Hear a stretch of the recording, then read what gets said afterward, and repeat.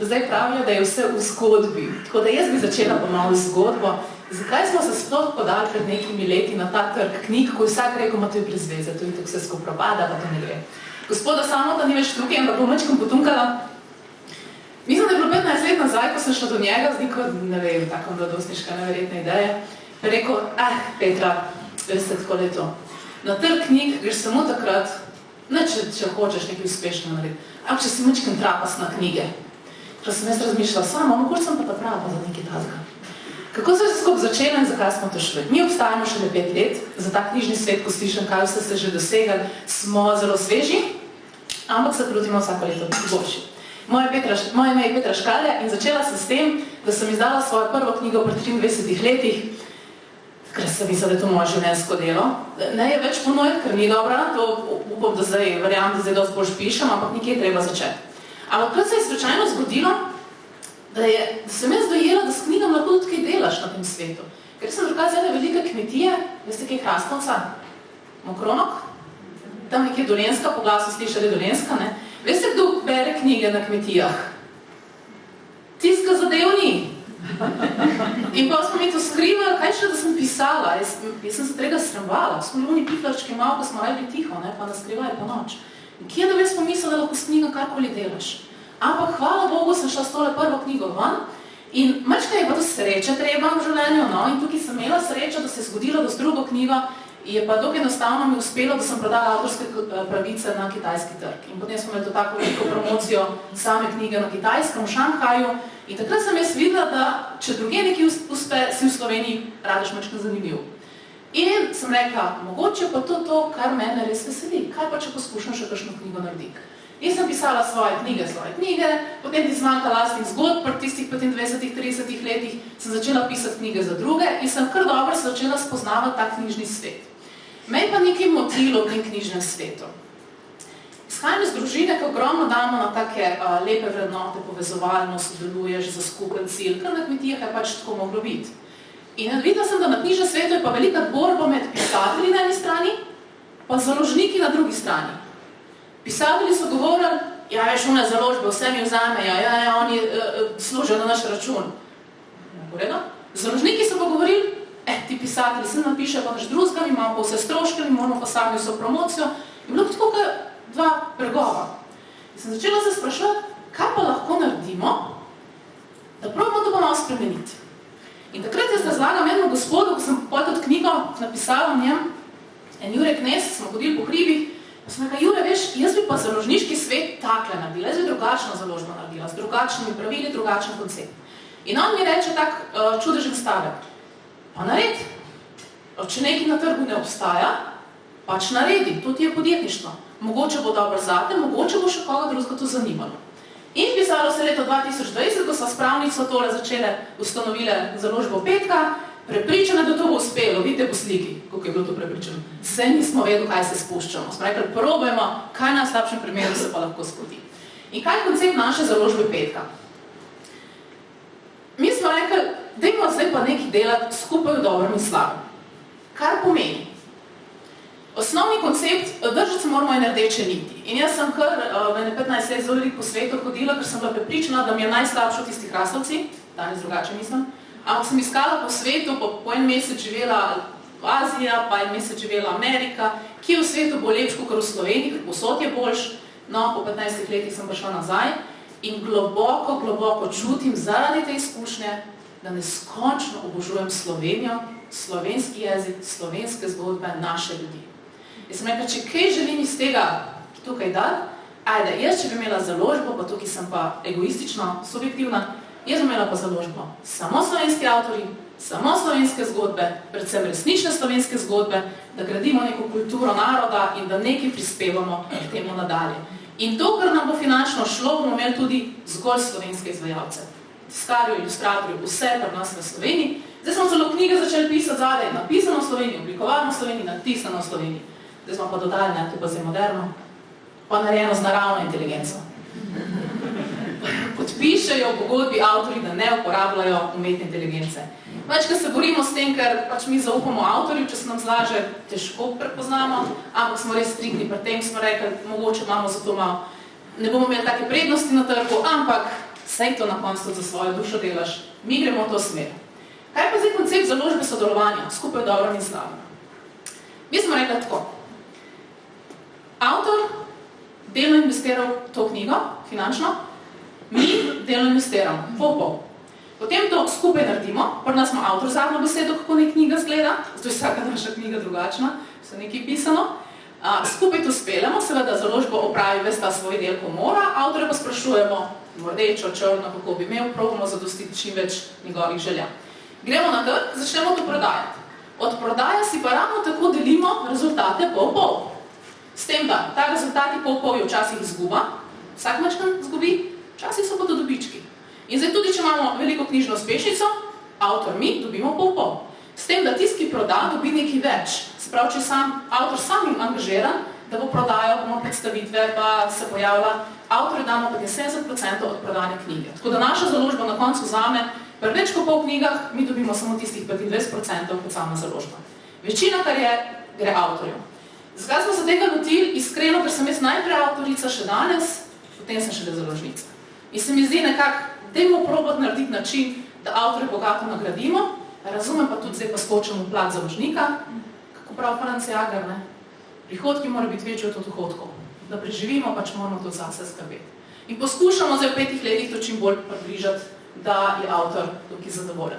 Dobili smo tudi nagrado za inovacijo z GZS-ja za poslovni model in sicer zlato inovacijo na tem nivoju regijskem, pa srebrno inovacijo na državnem nivoju za ta poslovni model, ki sem ga sicer enostavno razložila, ampak se zadnji veliko več matematike pa zadeve, ampak na tak način preprosto probamo nekako približati.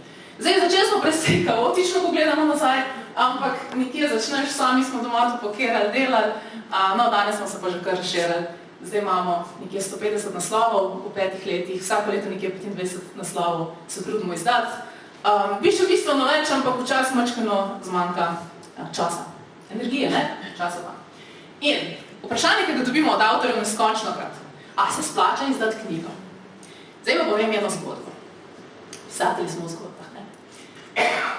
Mi kliče en gospod in po glasu sodeč bi rekel, da je star tam nekje 100 let.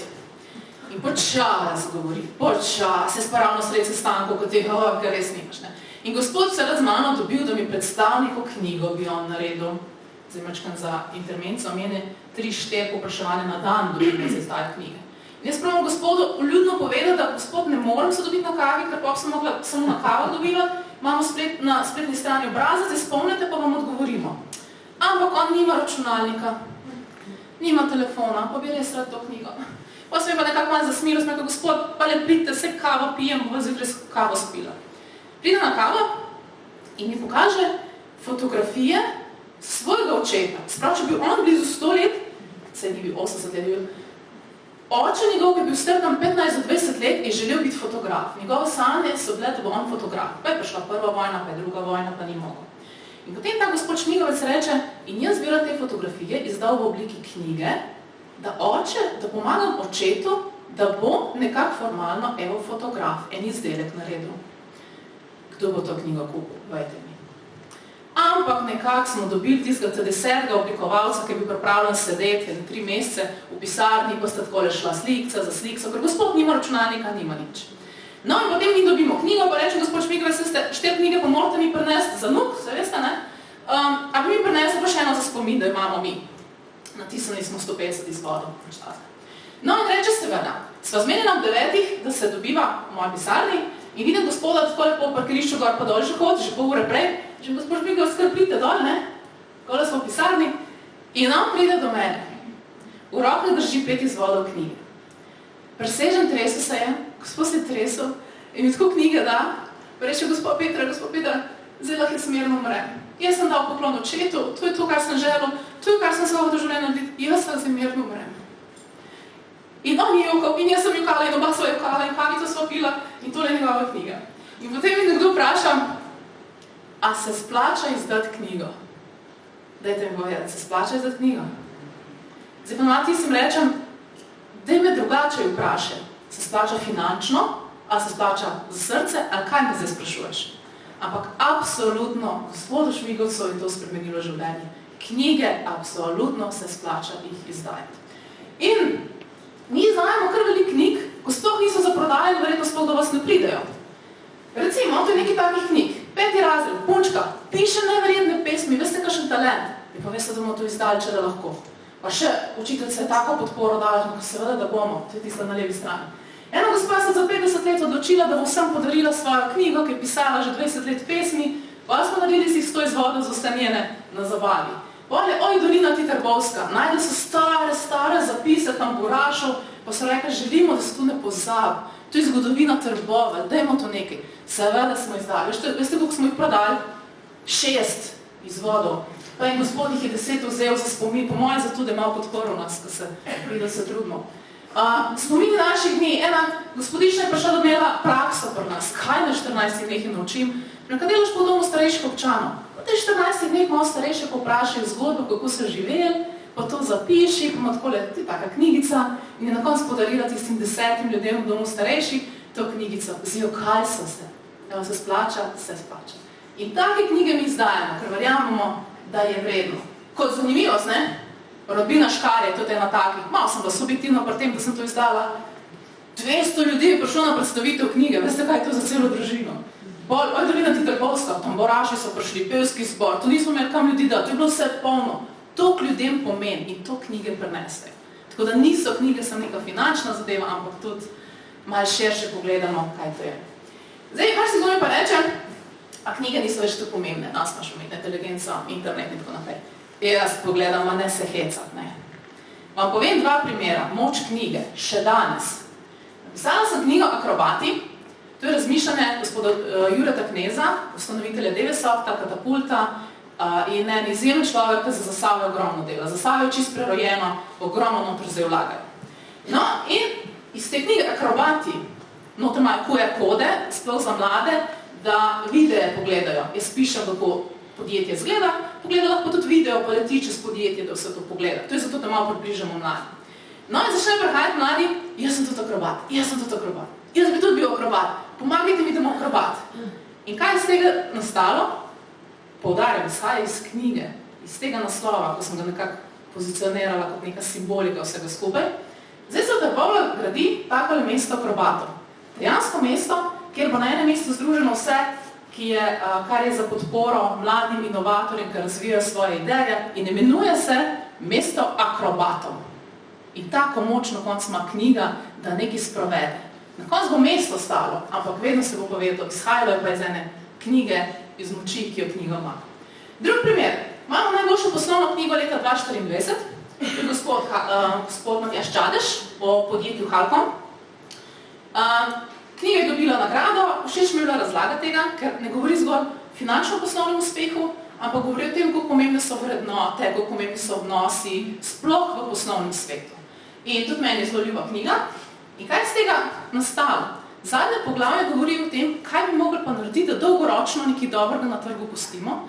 In Matjaž govori ogromno o temeljnih vrednotah, ki bi jih mogli tudi kot država nekako utrditi, ukoreniti in o njih učiti. Niso samo umevne, ampak je treba to dejansko učiti in poudarjati. In vedno znamo prihajati na to. In nastal je vse slovenski projekt 5 temeljnih vrednot Slovenije, podprte strani državnega sveta, strani predsednice. V 10 šolah pa enem vrtcu že izvajamo te projekte, da šola na tem delajo. Vse izhajalo spet iz ene knjige. In to je moč knjig. Tako, če vam kakšni mladi rečejo, je brez veze. Pazite se, to je, jaz kar mladi rečem, pazi, to je velika odgovornost, kaj zapišeš. Dejansko vplivaš na bralce in vplivaš na svet. Zato je pomembno, kaj damo v knjigo. In še ena zadeva, kar mi veliko rečejo, mladi ne berejo. Zdaj vi boste prvi vedeli, da mladi berejo, a ne sem berejo, tudi pišejo. Mi smo, ali pa bom rekla jaz, masalte delam po šolah, kaj narediti, da bi mladim približala branje, pisanje, da je pisatelj nekaj pozitivnega, da ne se sramovat, če bereš. Vse sorte probavamo, od predavanj do delavnic, da smo s 3. razredom smo knjigice delali, res se trudimo s tem zelo. A mogoče to pozna knjigo Kamino od suženjstva do svobode? Malo kimate? Če poznate zgodbo tega, meni so najbolj knjige rešile iz tiste grozne zagate, da zato čutim nekako odgovornost, da verjetno je mladim knjige približati. Ko bo najboljš, ko bodo rabili pogum, v knjigah bodo najdli. Ko bodo rabili rešitve, v knjigah bodo lahko najdli, če drugega nima. No, ampak, če se čisto realno, z vsem tem, kar delamo, ogromno ur gre, ampak 99% jih zavija z očmi. Mogoče enega se malo dotakne, ker veliko uspeha ni bilo. Potem pa pride do mene ena punčka, ki mi pa je spremenila to dogajanje. Mi na Dolenjskem rečemo gajsna. Veste, kaj je gajsna? 3. razred, neka mala, črne laske, kratke.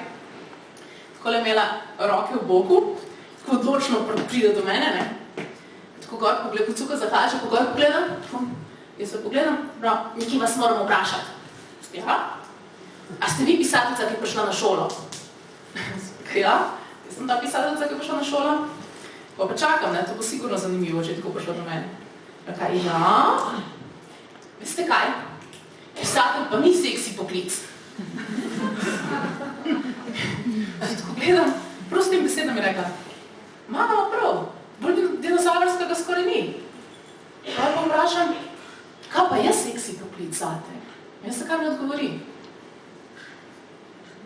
Influencer, pa youtuber.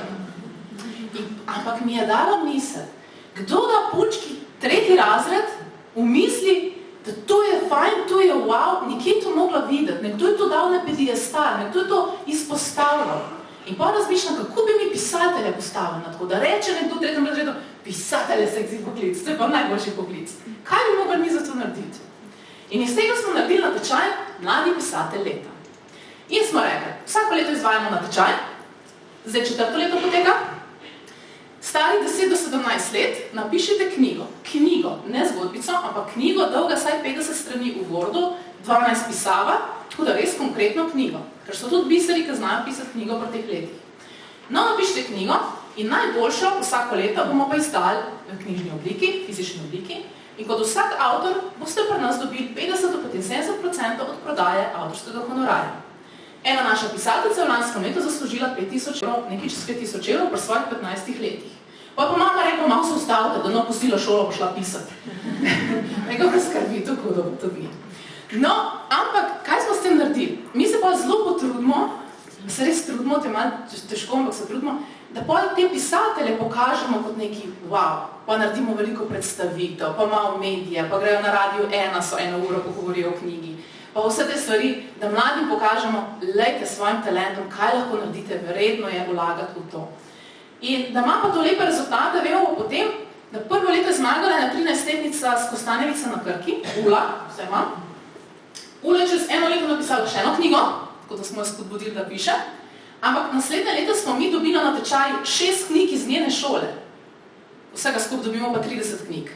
Se pravi, vidimo, da imajo vpliv, da zdaj še ostale potegnajo in ona zdaj zvez za tiste šole. Kaj pa še bolj zanimivo? Berejo te knjige. Berejo knjige, ki jih napišajo vrstniki. Se pravi, 13-letnice najbolj razume 13-letnike. In ta knjiga se noro, šole Klesaroček lahko še 10 dobijo, ko so stalno zasedene in šola stalno to obrača. In seveda jih damo, samo ne berejo mali. Tako da to je bilo prvo leto, drugo leto, prvi 2 smo vedno izdali, zato pač so dobre obredve, ne? Tole je meni najboljša knjiga za osebno rast za najstnike, zaslužiš si živeti večno, 15-letna Eva napisala, letošnja zmagovalka Poetikone, če mi jaz v življenju to dobro pisala, kot ona, upam. Pri 17 letih napisala tako knjigo, da sem gledala, odkje je ta besedni zaklad. Neverjetna je punca. Ajda Laban Rakušček, Poetikone.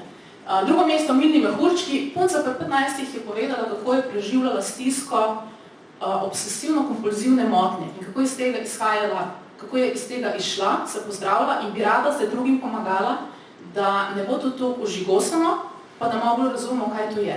Izjemna zgodba 15-letnice. Tako da, če imam kako prošnjo za vas danes, lepo prosim, da ko pridejo najstniki v vaše knjižnice, dajte jim približati, pokazati zbirko Mladi pisatelj leta. To so knjige, ko so jih napisali stari 10 do 17 let, in so res biseri pisanja te generacije.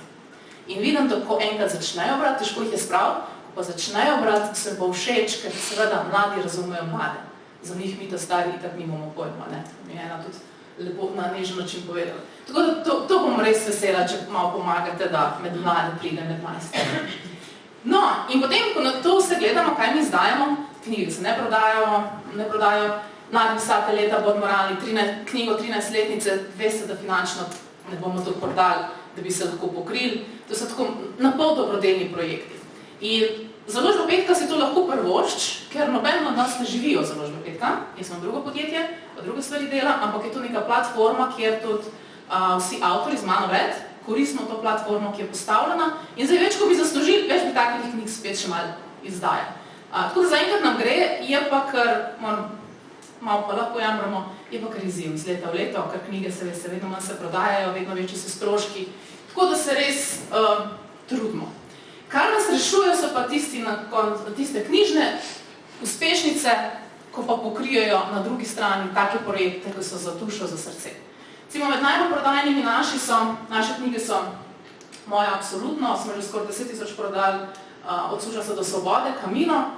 Med pravljicami je pa zelo, zelo popularna to za kakšna podjetja. Pravljična Slovenija, pa tudi mladi imajo radi, taka čudovite slikce so noter. Spoznavajo Slovenijo čez luštno zgodbico dveh škratkov.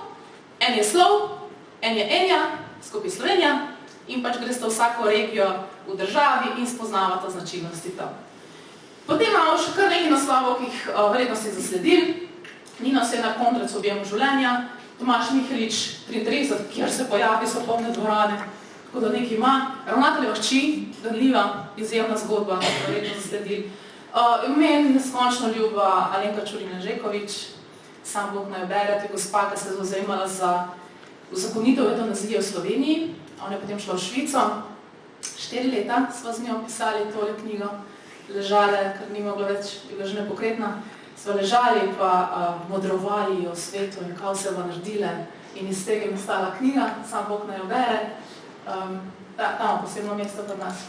Med bolj zanimivimi iskanjami je zbirka Mama hčerki, hčerka mami, mama sinu, dr. Lucija Čevnik to piše.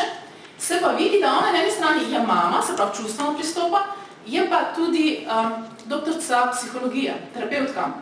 In se prav vidi, da je ta kombinacija lepo darilo mama hčerki, ampak hkrati tudi ta strokoven pogled, pristop do tega, kako komunicirati z mladimi. Zdaj je pa šla tudi njena nova knjiga, kako z najstniki, za starše najstnikov. Ta je zelo iskana. Camino, to je pa Anton Krepek. Imamo kar nekaj teh Camino knjig. Anton Krepek, Poklon junakom tretjega nadstropja, njega imamo pa neskončno radi, ko pride v knjižnice, nekaj na njemu, da ga imamo vsi radi. Kamorkoli pride, kar pojeder bi ga, tukaj je lušten.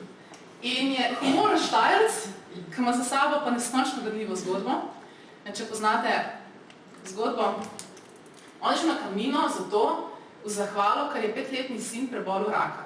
Zato je poklon junakom tretjega nadstropja. Ampak šel je na Camino popolna amater. Nič ni vedel, kavbojka, tak. Ampak je rekel, zahvala za sina, če imam močen zakaj, imam sigurno vse najmočnejši zakaj tukaj.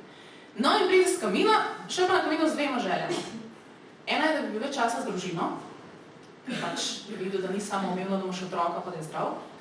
Drugo je, če še da je rak pride v družino, ne pride naga, ne pa na bogega majhnega otroka. In obe želje so se spolnili. Pošel je z Camina, pol leta zve, da ima tudi on raka. Gre on čez terapijo, že skoraj uredi, me pokliče žena njegova, da bi mi pisali knjigo. Zato, ker sta kot starša otroka tretjega nadstropja, sta želela neko čustveno izpoved staršev, ki jih razumejo. Ampak zbiljeno smo ugotovili, da ima to ni smešno, zabavno zgodbo. Tudi težko temu je lepo neko lahkotno zavit po humor, da ni preveč bilo moreče. S Tonijem piševa knjigo, na kar imamo pred koncem, on se skupaj ustavi, kar je nenavadno, ker ponavadi, ko pišem knjigo, oni mene preganjajo, da ima čim prej, ne? Pa enkrat pove, kaj se vam dogaja, Toni, da ne dokončamo tole knjigo? Eko, veš, kaj se nam je naredilo? Še mama je dobila raka. Mama je pa umrla, še na pogrebu smo imeli tak lep govor, ki je tudi v knjigi noter, ampak ko Tonija pogledate, pa Mateja, sina, on je oda hvalnica življenju. On kljub taki preizkušnji humoren nam pokaže te lepote in če je kako lepo sporočilo iz knjig, je njegova zgodba fenomenalna. No in to njegovo knjigo je hrvaška založba, ki samo našla, smo izdali na hrvaškem trgu, zdaj pa še srbska založba, je tudi tja prišlo, da bi želeli še tam. Tako da ta knjiga kar se širi nekako po tujini. Tonija, če imate možnost zdaj v knjižnici predstavljati, pokličite ga, njega imajo res neskončno radi, kamorkoli pride. Še tudi bolj prepoznavne so Franc Jager, njegova zgodba, to moram povedati. Franc pride do mene, pa reče, gospod Petra, jaz sem v knjigo, vi tu napisali. Gospod Franc Jager nič ne govori. Moj oče več govori, ko on, pa moj oče reče, Bog, da je pomadal za cel dan. Pol Franc poprašam, Franc, kakšno knjigo? Tako oran, to se ve. Raba je 4 ure, da se malo razgovoriva. Ne? In pol jaz imam tiste standardne vprašanja, da vidiš, kam pritisnem, da se človek malo razgovori. In pol vidim, zdaj pa bo. In po 4 urah kot prvi računalnik reče, Franc, super, zdaj mi pa vi vse povejte, vsega me naučite. Vi ste na kmetih odrastel, jaz sem na kmetiji. Evo, vi ste naredili firmo 800 zaposlenih, jaz bi tudi. Zdaj me pa naučite čisto vsega, kar veste o podjetništvu, komunikacija, finance, vse, kar ste se naučili v teh letih. Ajde, začniva, lahko 3 dni piševa. In on dolgo razmišljam, pa reče, gospa Petra, takole gre. Pa ste to, na sve podjetništva, ne? Prihodki mora biti večji kot odhodki. In je nehal. Zdaj, Franc, veš še kaj? To je to. Kako to je logično? Pa sredi tega ne držimo. Če bi vse bi šlo. No, sem imela krizive, rešila je žena, ki je pa precej zgovorna, in je žena razlagala, Franc je pa sem popravljal. Tako smo naredili eno tako knjigo in ko vprašaš Franca, Franc, on pa res narab knjige, mislim, sej tudi finančno sem mi pokril s temle, zakaj knjiga? In vedno znova dobim jaz odgovor, zakaj knjiga? Da se ne pozabi. Mislim, da starejši, ko postajamo, več smo vredne te korenine, odkot prihajamo, in če hočeš zreti v prihodnost z neko vizijo, z nekim napredkom, rabiš trdno stati na tleh, sploh ko je kriza. Vse, ko nam dobro gre, se nam zdi, da vse zmoramo, ampak se zdi, ko je pa kriza, je pa vprašanje, kakve korenine smo si ustvarjali, in del identitete kot Slovenci je tudi slovenski jezik in te naše zgodbe, te naše korenine. Zato je vredno temu dati veliko poudarka in tudi mlade na to opozarjati. No, poznane knjige naše so Podsrčni učitelj, Izgubljeno otroštvo, Damjan Ježekovič ima tako čustveno težko življenjsko zgodbo, tudi zelo radi berejo. Imamo tudi zvočne knjige in potem še najbolj vidimo, koliko so kaj brane, v tem primeru poslušane. Že kar nekaj mesecev imamo na prvem mestu ravnateljevo hči Ana Kamen, ko najbolj poslušano knjigo. Pa Kamino je pa tudi kakšne leto bilo skozi na prvem mestu med najbolj poslušanimi. Tako da, jaz sem noro ponosna in vesela, ker mi smo šli v dokaj težko smer. Slovenski avtori, v veliki večini, 80% nepoznani avtori, ki pa imajo močno zgodbo, ki ima lepo sporočilo za trg in za Slovenijo. Ampak, ker so nepoznani avtori, ko v svetu še ni govora o tem, ker nima nekih nazivov in to zelo težko včasih približati nekomu, da saj da priložnost, zdaj poskušaj tole prebrati, mogoče ti bo všeč. In smo šli v to, da smo vedeli, da povprečne branost in prodaja bo nižja, kakor ponavadi, ampak vidimo, da temu kar ni tako, ker pa zelo veliko delamo na tem, da avtorje izpostavljamo. Delamo velike dogodke, ogromno naredijo to, da delamo večje dogodke, da se pojavljajo, da z novinarji se poskušamo povezovati, naj slišijo za te naše močne, dobre zgodbe.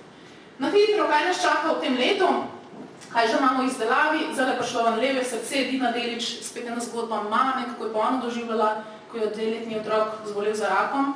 Ampak spet, mi iščemo zgodbo, ne smete sem povleči to neko grozo, ampak težka zgodba, ko ima na koncu izjemno pozitivno lepo sporočilo in to je oda življenja. Ta Dina Delič, to je oda življenja, da cenimo, da smo hvaležni, kar imamo. Zgodba Srčnega gozda je nastala spontano iz projekta 5 temeljnih vrednot Slovenije, pravljice, ki učijo otroke, kaj so vrednote in zakaj je pomembno po njih živeti. Za starše najstnikov, Lucija Čevnik, ta je izjemno iskana, tako da verjamemo, da bo tudi tale. Utrip Zambije skozi stetoskop, še ena lepa zgodba. Zdravniki, ki grejo v Zambijo, prostovoljno pomagati. Ampak oni sami zbirajo sredstva, zato da lahko grejo kot zdravniki za 3 mesece dol. In potem je ena pisala dnevnik in je rekla, kaj če damo knjigo, bomo knjigo prodajali in v celoti vsa ta sredstva grejo zdaj naslednji skupini zdravnikov, da lahko pomagajo spet v Zambiji. Tako da se to zastalno vrti. Za prijazne ljudi je taka darilna knjigica, detektiva Niki Neva raziskuje ta svet denarja, je zelo popularna v šolah, kjer bodo šole mogli finančno pismenost uvesti. In tukaj je en tak priročnik za finančno pismenost. Kar se še dela, Akrobati 2, prerod Zasavja, nadaljevanje tistih prvih akrobatov. Mirko Anželj, legendarni letalec, če poznate, ki je letalstvo akrobate, to je legenda Slovenije, ki je v Beogradu živi, zato je bil zadnja leta malo spregledan, pa ga bomo večkrat obudili. Zdenko Savšek, poklon strojniškim genijem, to je tudi en tak gospod, spet ena zgodba, ki rečem, kako Slovenci ga ne poznamo.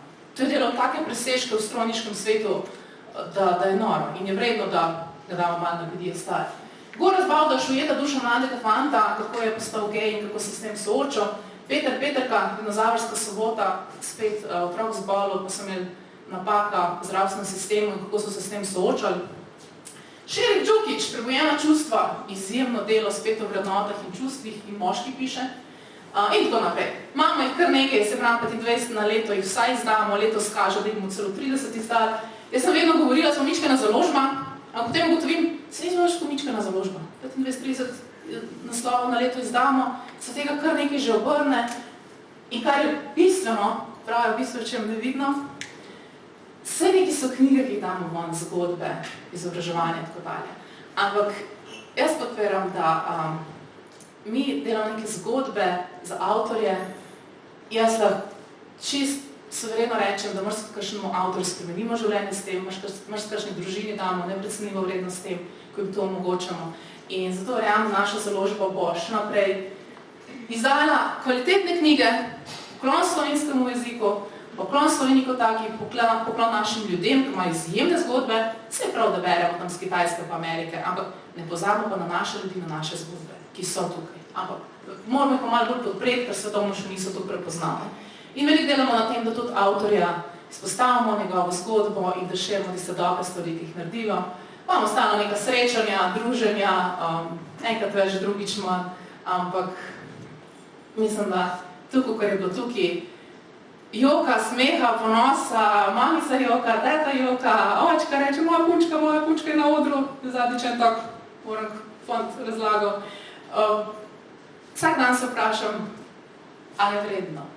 Zdaj, jaz se zelo družim, moj krog je bolj poslovni krog, se pravi, bolj v podjetništvu sam, obožujem pa knjige. Na vsak način jaz jih rada prekladam, obračam, berem, ne vem, kaj se obožujem knjige. In potem se vedno znamo vprašam, a je vredno, ker finance kažejo, pa analiza trga, da to zelo upada in bo vedno težje. In imaš kakšen strokovnjak poslovni bi rekel, da je 5 z tega stran, to je brez veze, ne? Vsako jutro, ampak res vsako jutro imam tako nek napis, ko ga zagledam, se vprašam, kaj bi delala na tem svetu, če bi lahko delala karkoli. Sprav, da imam finance, da imam znanje, da lahko delam karkoli na tem svetu.